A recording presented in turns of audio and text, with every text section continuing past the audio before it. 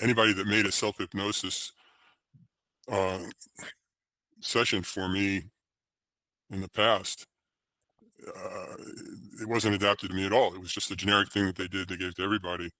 And in this case, you spent the time to understand me and my issues and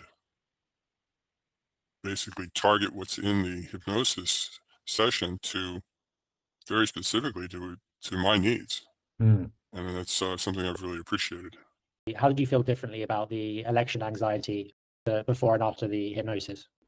The first session you did for me was hypnosis was on control, and that was really that I think is what has helped me survive this election result.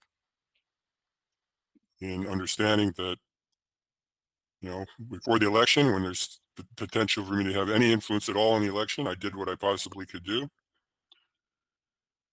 I can't look back and say I would have done anything differently, but I was prepared for either outcome because by the time we got to the election, I knew there's nothing more. I couldn't control anything more, and I credit that acceptance of the fact that I couldn't control it as to working with you and not just the hypnosis session, but also the dialogue we've had on the topic. But that did result in the specific hypnosis um, on my control, my tendency to want to be in control, and my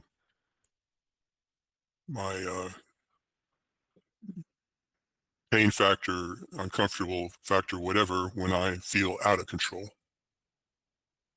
which has been associated with the pain, including definitely has affected when I used to get migraines. That was all due to, not all, but many times it was due to control. Mhm. Certainly the first time I ever got an optical migraine was absolutely due to feeling out of control.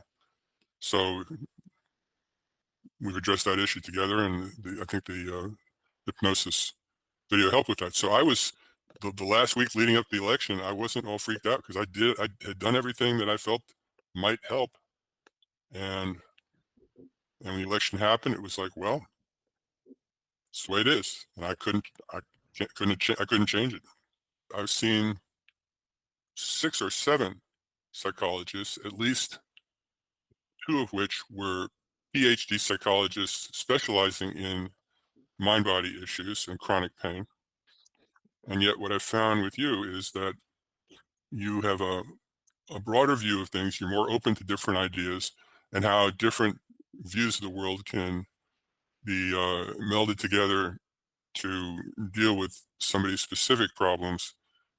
Whereas conventional psychologist approach seems to be more by rote, not so adapted, and narrow-minded, a relatively narrow-minded view of the issues. So, and these are very, like you just said, these are very complex issues, and um, it's a puzzle for how you reach into this. It's like having a bag of tricks that's enormously varied, and how you choose the right combination of things to deal with a person's issues. It's not simple, and I think having an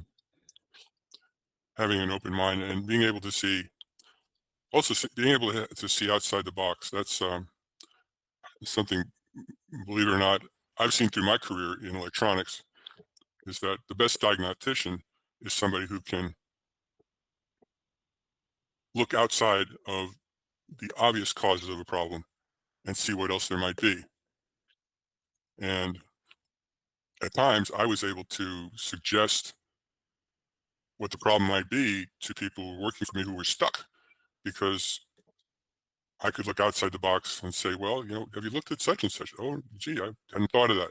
And next thing you know, that turns out to be the problem. People have a narrow view of the world, and it's important to have that ability to look outside the box and think about other things that could be going on.